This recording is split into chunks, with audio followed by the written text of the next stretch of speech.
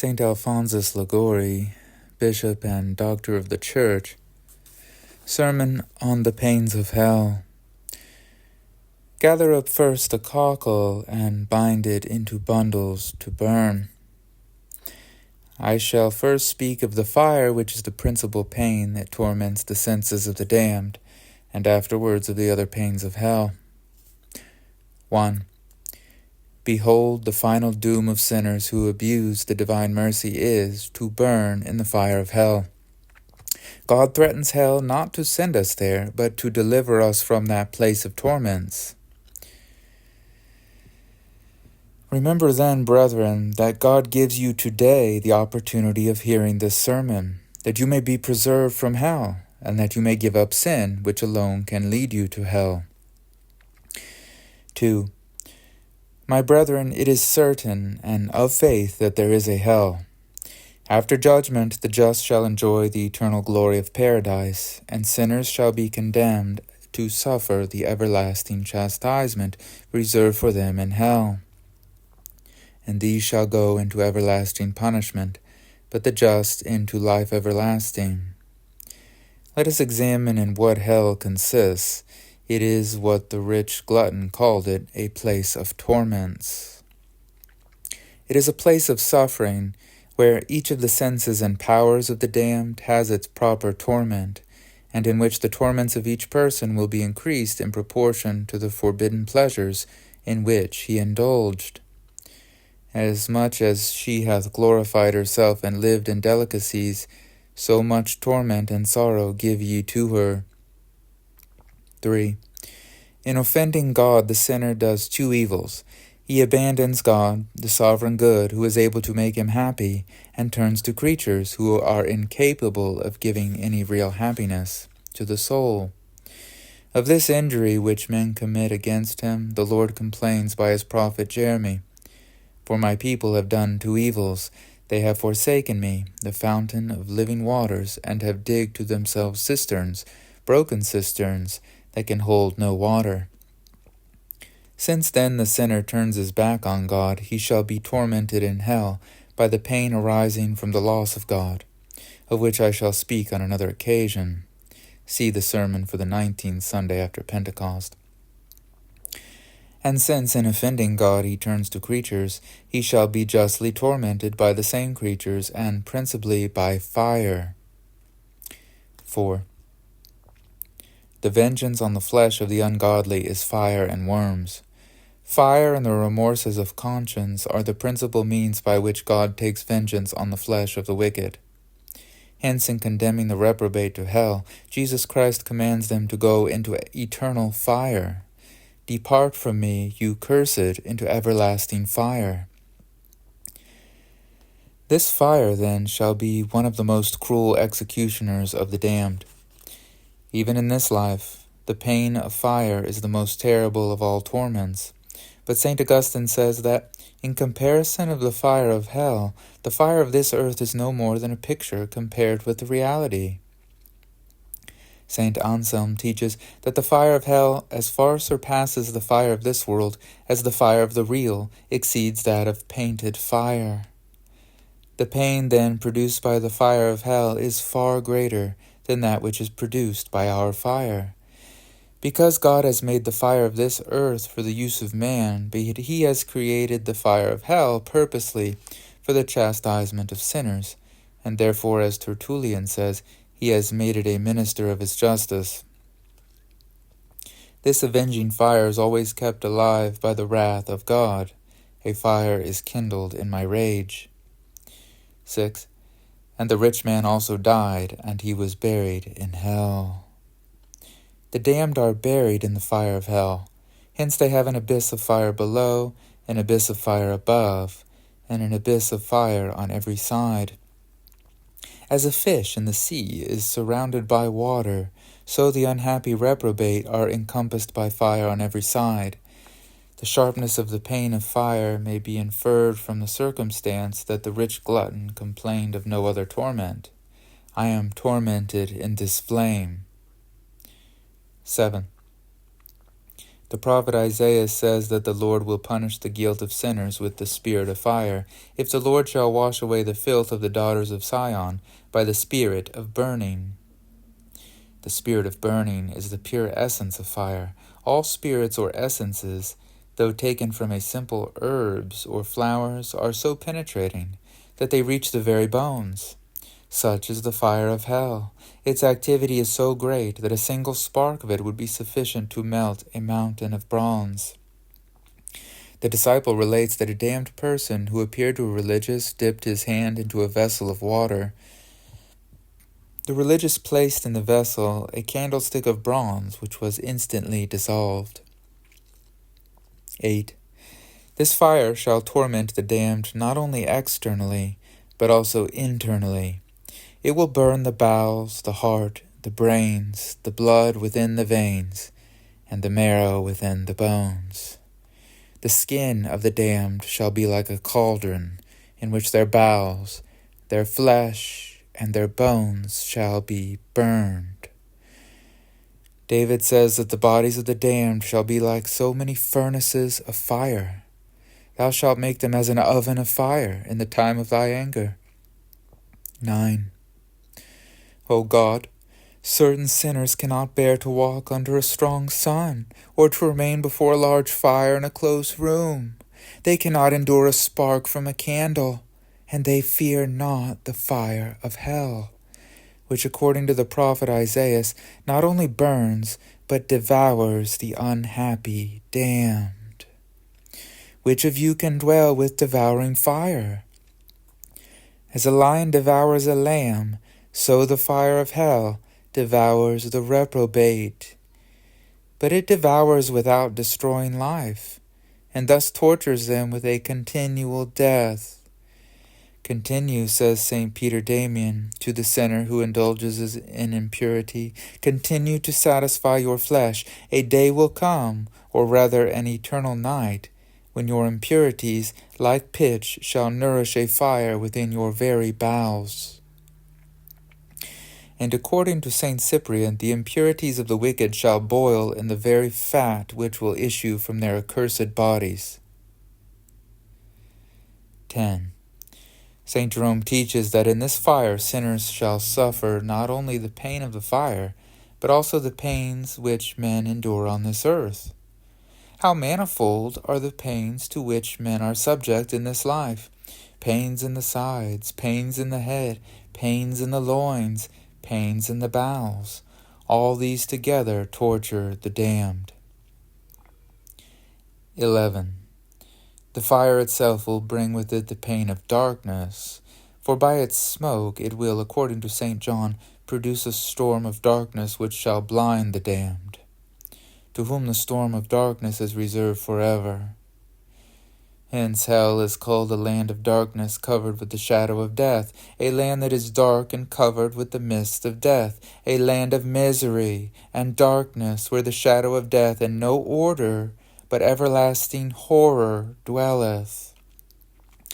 To hear that a criminal is shut up in a dungeon for 10 or 20 years excites our compassion. Hell is a dungeon closed on every side, into which a ray of the sun or the light of a candle never enters. Thus the damned shall never see light. The fire of this world gives light, but the fire of hell is utter darkness.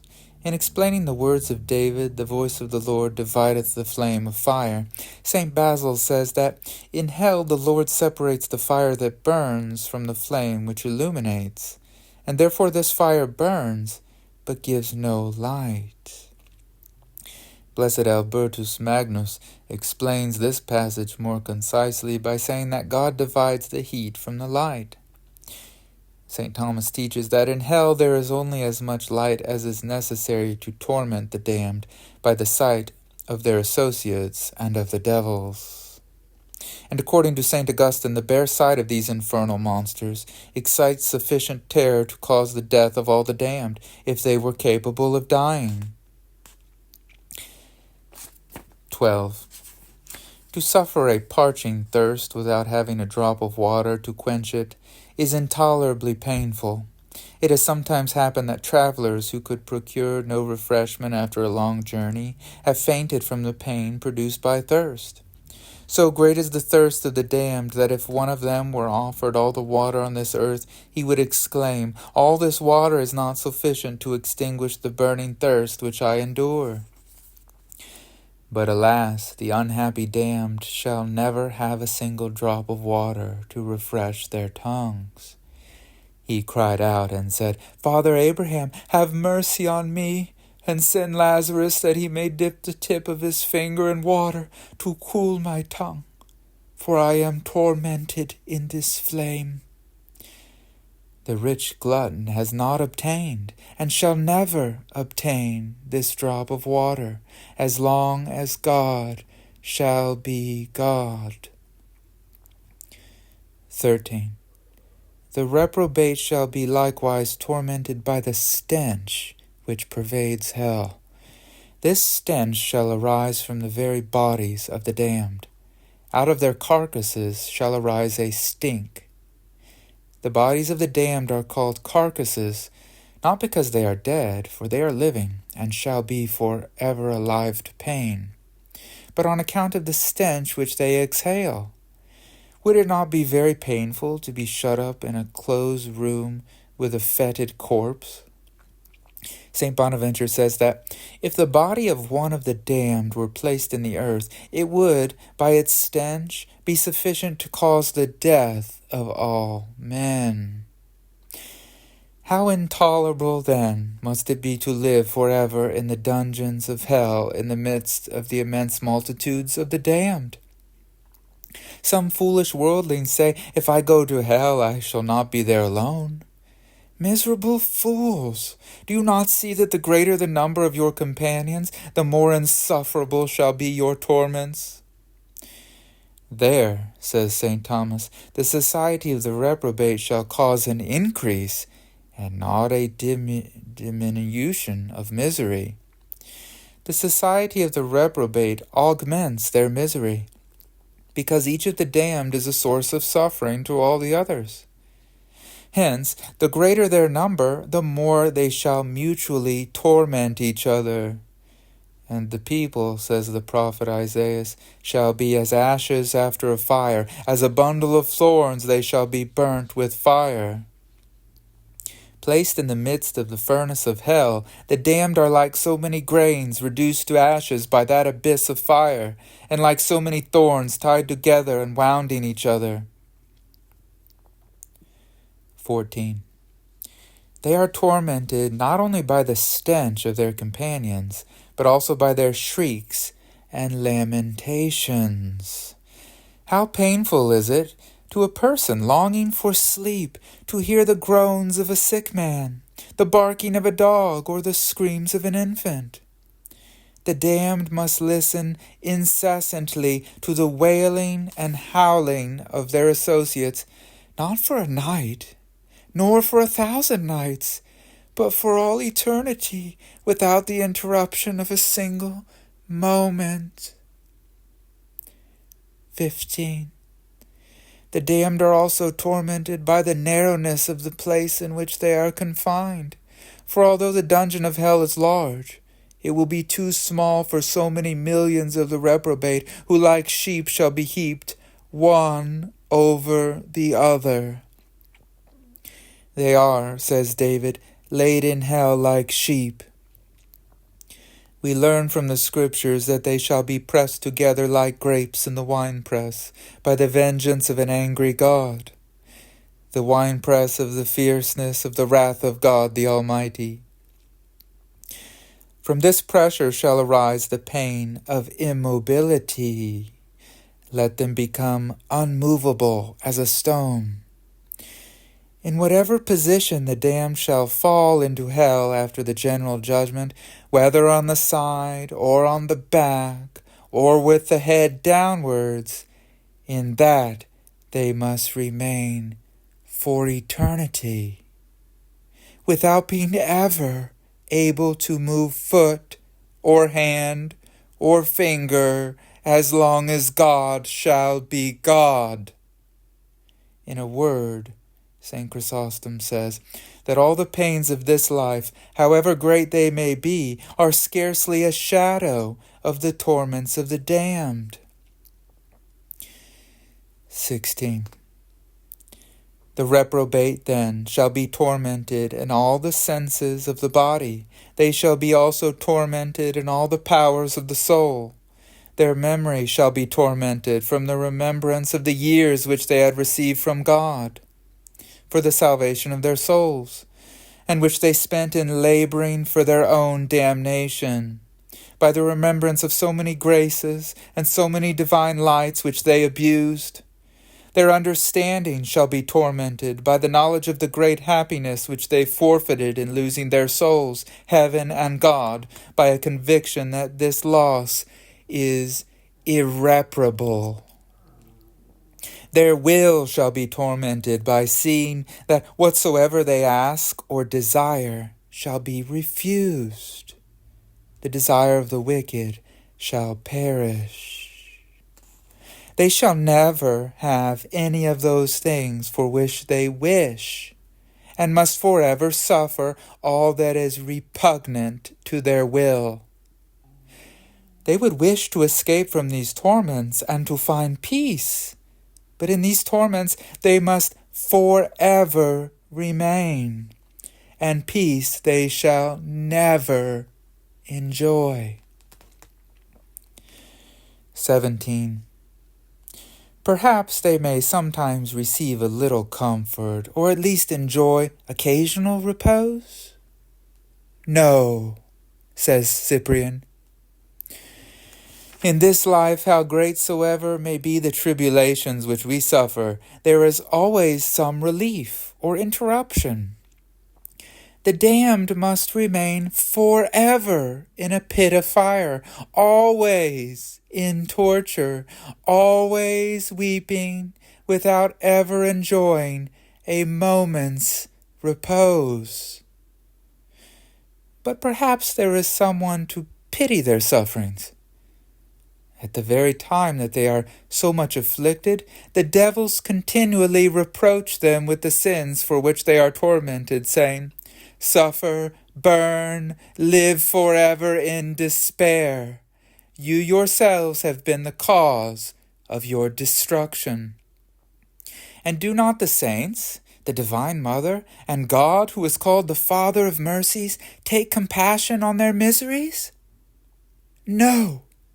The sun shall be darkened, and the moon shall not give her light, and the stars shall fall from heaven. The saints, represented by the stars, not only do not pity the damned, but they even rejoice in the vengeance inflicted on the injuries offered to their God. Neither can the Divine Mother pity them, because they hate her Son. And Jesus Christ, who died for the love of them, cannot pity them, because they have despised his love and have voluntarily brought themselves to perdition.